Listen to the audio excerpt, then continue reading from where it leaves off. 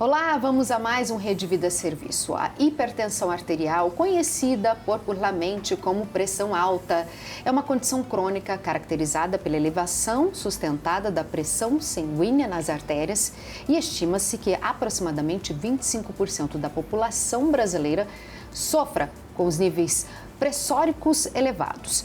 Segundo a Organização Mundial da Saúde, a hipertensão é um dos principais fatores de risco para mortes prematuras no mundo.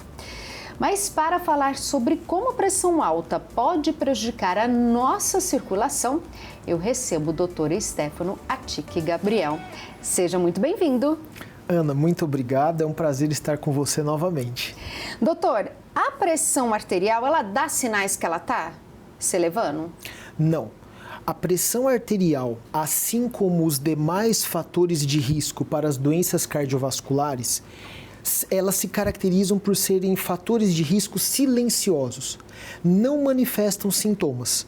E geralmente a pessoa percebe que a pressão está alta num exame de rotina, de repente quando vai fazer uma avaliação médica, é aí que ela percebe, ou quando a pessoa tem uma complicação. Então, se ela é silenciosa, a gente sabe que ela é muito perigosa. O que a gente faz para ter esse ou diagnóstico antes ou prevenir para não chegar ali a hora que ela já está no limite e pode acontecer alguma coisa pior? O ideal é que as pessoas se conscientizem da importância de um check-up. Nesse check-up, tudo isso será avaliado. A pressão, os níveis glicêmicos e outras coisas que são importantes para a nossa circulação. Aí sim a pessoa vai conseguir fazer uma mensuração da sua pressão antes que ela tenha complicações decorrentes da pressão alta.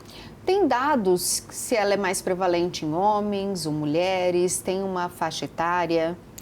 Tradicionalmente, Ana, a pressão alta, a hipertensão arterial sistêmica, ela se manifesta ou ela é identificada em pessoas acima de 50 anos. Mas hoje, com o mundo moderno, com a correria, com o estresse, com essa competitividade no mercado de trabalho, nós temos identificado cada vez mais níveis pressóricos elevados em populações mais jovens. Os homens são os mais afetados com a pressão alta, mas as mulheres também, cada vez mais, estão sendo diagnosticadas com pressão alta. Bom, você falou da nossa vida cotidiana, essa rotina que tem influenciado na nossa saúde, nos níveis da nossa pressão, pode acontecer a hipertensão. O que mais? Alimentação, estilo de vida. Dá uma pincelada pra gente. Como que a gente, quem está assistindo o nosso programa, pode se cuidar com as suas dicas? A hipertensão arterial, ela vai se favorecer naquelas pessoas que já têm uma predisposição genética, naquelas pessoas que têm uma alimentação rica em sódio, quer dizer, mais puxada no sal, alimentos mais condimentados, mais gordurosos. A obesidade, o sobrepeso tem relação com o aumento dos níveis pressóricos, o sedentarismo. Então, são todos fatores que trabalham em conjunto, aumentando os níveis pressóricos.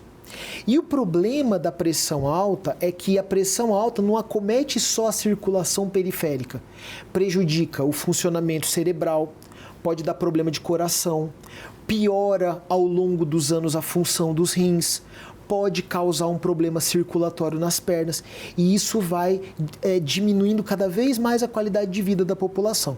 Então, uma pessoa que não é hipertensa, se ela quiser preservar os seus níveis pressóricos, ela precisa estar atenta à sua alimentação, sempre uma alimentação equilibrada, consumindo sempre alimentos, uma alimentação que não seja rica em sal.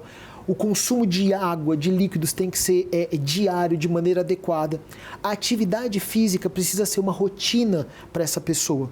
E o acompanhamento médico. Porque muitas vezes, mesmo que a pessoa tenha bons hábitos de vida, mas se ela tiver uma genética favorável, ela acaba desenvolvendo pressão alta.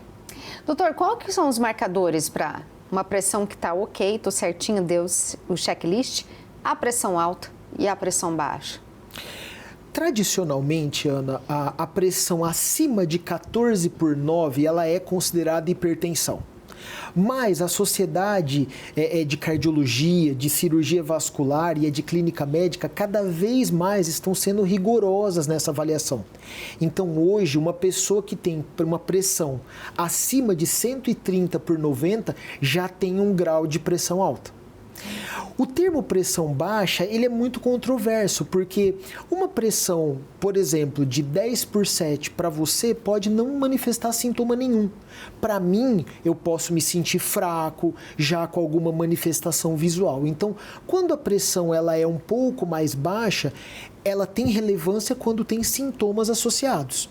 E aí, claro, a gente tem que observar se a pessoa não está recebendo uma quantidade maior de medicações antipertensivas acima do necessário, se ela não está precisando regular o seu consumo hídrico, a sua alimentação, a atividade física.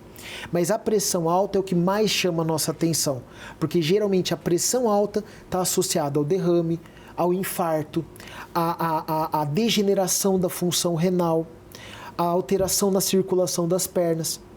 E, em conjunto, isso vai levar a uma falência múltipla de órgãos, aumentando o risco até mesmo de rompimento das artérias.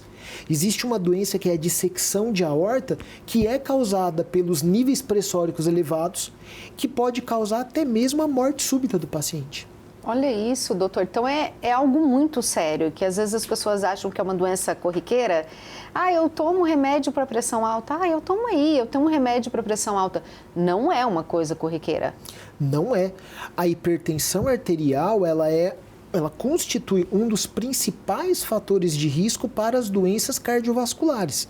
Muitas vezes a pessoa, como não sente, não manifesta sintoma, muitas vezes ela está com a pressão alta e ela nem percebe. Ela às vezes toma a medicação, mas por falta de acompanhamento médico, essa medicação está numa dose inadequada ou precisa associar uma outra classe de medicamento e aí ocorre o quê? Uma desregulação pressórica. E aí quando a pessoa vai passar numa consulta, na hora que se avalia a pressão está elevada, acima de níveis como, por exemplo, 16, 17/10, que são situações em que muitas vezes é necessário até mesmo encaminhar para o hospital, para um pronto atendimento, para tomar uma medicação para que tenha um controle mais rigoroso dessa pressão. E o que acontece, Ana, é que a pressão arterial, como é uma doença que ela é silenciosa, ela vai prejudicando a função de órgãos vitais do nosso corpo e nós não percebemos isso. E quando a gente manifesta sintomas, as lesões já estão num grau mais avançado. Geralmente, o órgão que mais sofre com a pressão arterial aumentada são os rins. Por quê, doutor? Porque a pressão arterial, ela vai degenerando a circulação renal, ela vai prejudicando a função renal. Vai ocorrendo uma necrose no parênquima renal. A pessoa vai aos poucos evoluindo para uma falência da função renal e muitas vezes ela, ao longo dos anos, vai precisar fazer hemodiálise. As duas principais causas de insuficiência renal crônica na nossa população são decorrentes dos níveis pressóricos elevados e do mau controle glicêmico. Então, a nossa população hipertensa tende a ter um prejuízo da função renal.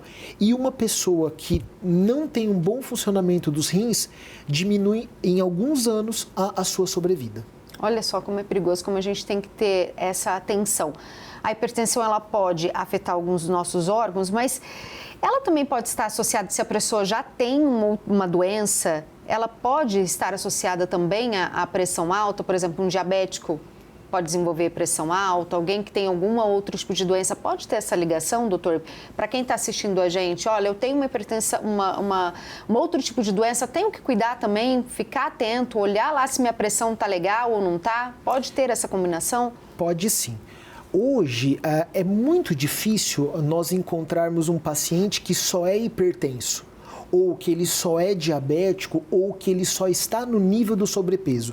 Geralmente é um conjunto. A pessoa ela já vem com aquele kit, ele já é hipertenso, diabético, ele está acima do peso, ele é sedentário, então ele vai tendo um somatório de fatores de risco. No caso da pressão alta, uma pessoa diabética tende a desenvolver hipertensão. Uma pessoa que já tem problema de circulação tende a desenvolver pressão alta, porque ocorre o acometimento renal. Os rins são órgãos muito importantes no nosso corpo, mas muitas vezes a gente nem percebe a participação dos rins.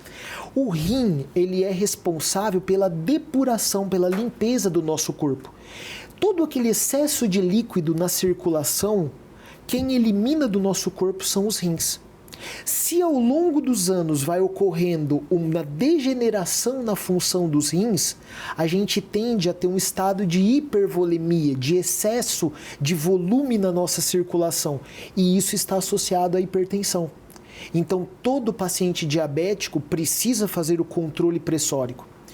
Uma pessoa que já infartou, que já teve um derrame, significa que ela já tem placa de colesterol nas suas artérias, a famosa aterosclerose. Ana, a aterosclerose ela é uma doença sistêmica. Ela não acomete só o coração, a coronária, só a artéria cerebral. Ela está presente em todas as artérias do nosso corpo, mas às vezes ela se manifesta primeiramente na artéria do coração. Então nós estimamos que de 10 a 15% das pessoas que já infartaram e já tiveram um derrame, também tem obstrução nas artérias dos rins. E essa falta de circulação nos rins leva a um quadro de hipertensão renovascular, que é uma pressão alta decorrente da má circulação dos rins. Como que a gente identifica esse tipo de hipertensão? Naquelas pessoas que têm uma pressão alta de difícil controle. O que seria isso, doutor? Aquela pressão alta que o cardiologista, o vascular, o clínico, o nefro prescrevem uma classe de medicamento, 2 classes de medicamento e a pessoa não melhora, não controla essa pressão. E ela precisa até de 3 classes de medicamentos. Significa que tem alguma coisa que está mantendo essa pressão alta e que está resistindo ao efeito do medicamento antihipertensivo.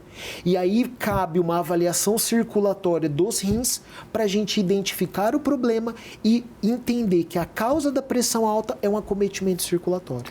Doutor, nesse caso, a gente sabe que a pressão alta, o senhor bem explicou que ela é silenciosa, mas nesse caso que ela está acometendo aos rins, tem alguma característica na pessoa, muda alguma coisa no corpo dela, algum sinal físico que pode ser um alerta ou também não?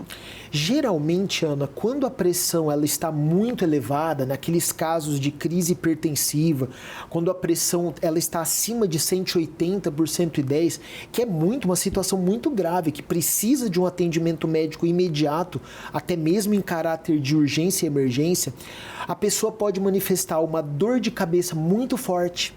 Às vezes, até mesmo uma dor lombar, uma dor às vezes até torácica, associado a essa pressão alta.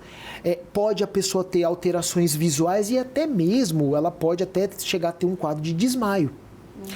Mas, quando a pessoa tem uma hipertensão associada à insuficiência renal, ela geralmente vai ter um edema corporal.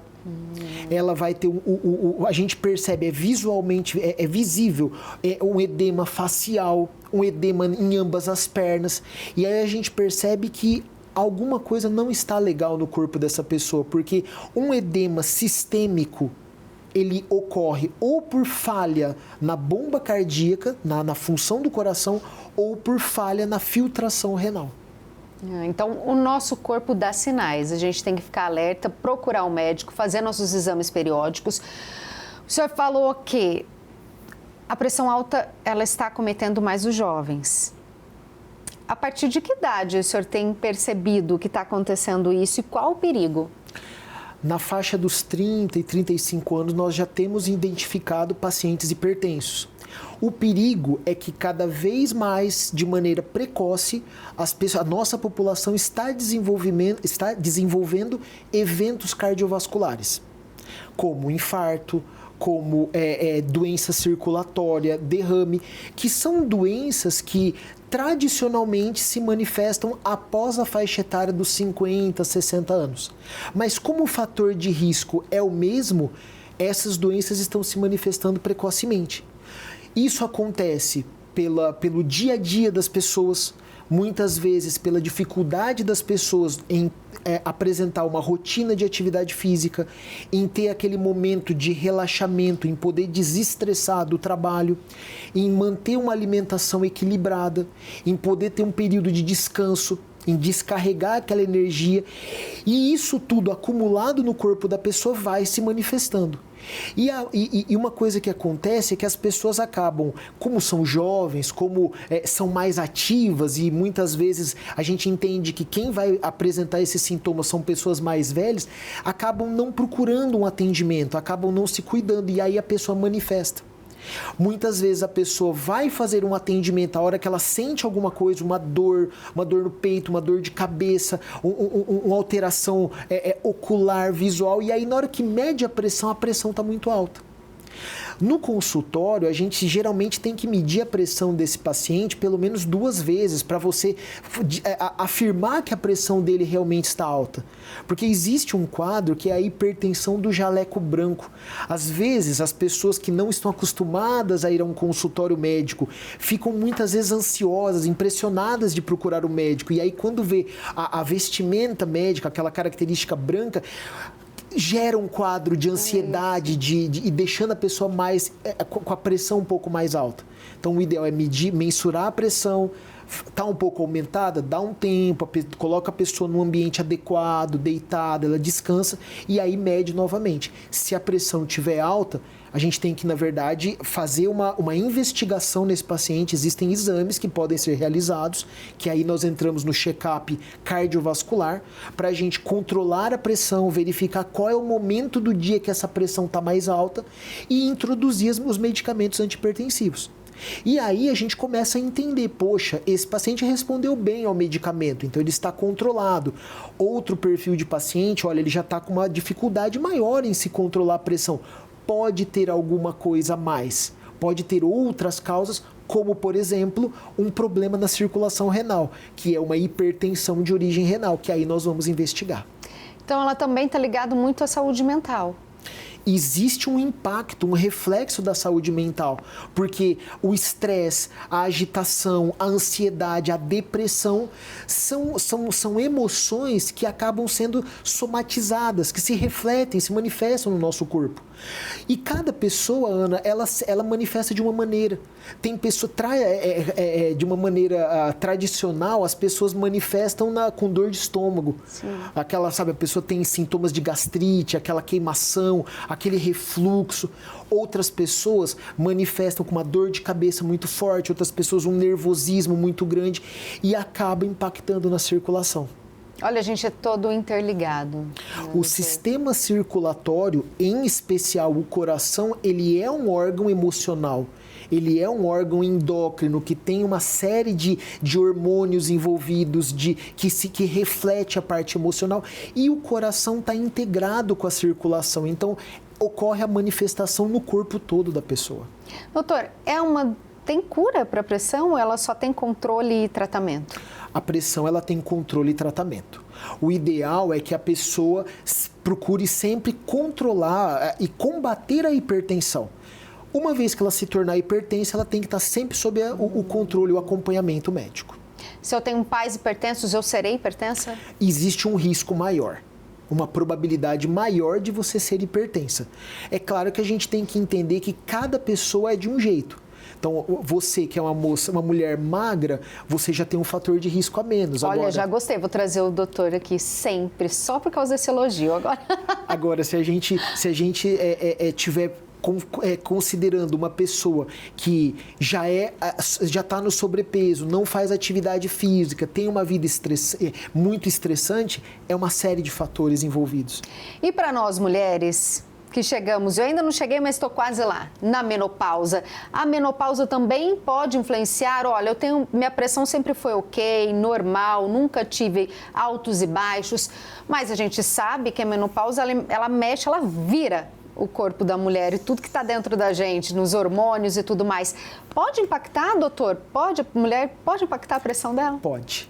Ana, a grande vantagem que a mulher tem em relação ao homem em termos cardiovasculares é a proteção do estrógeno.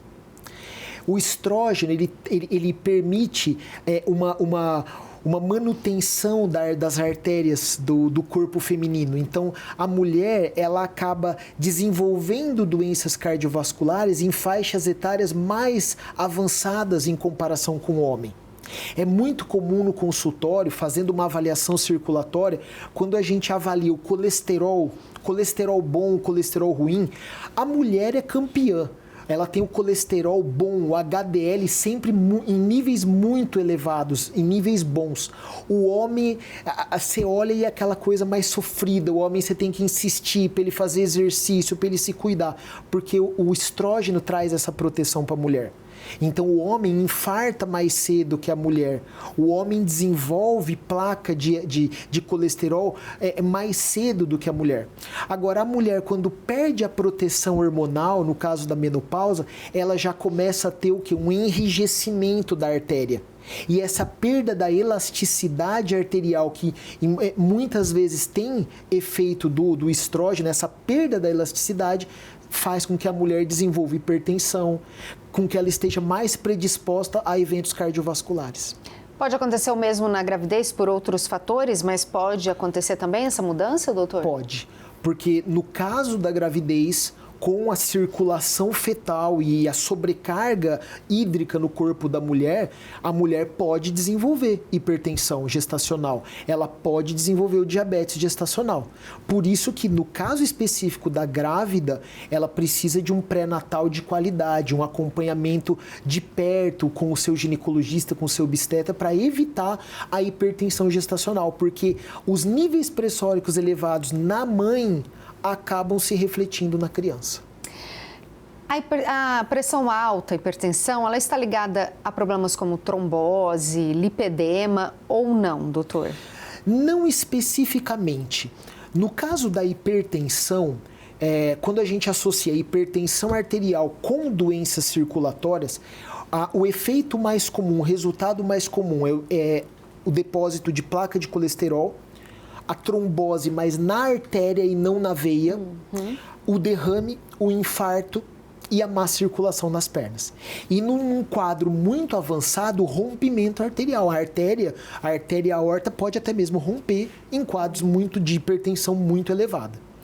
Agora, uma pessoa com lipedema, com doença venosa, que já tem uma manifestação circulatória, ela pode também ser hipertensa.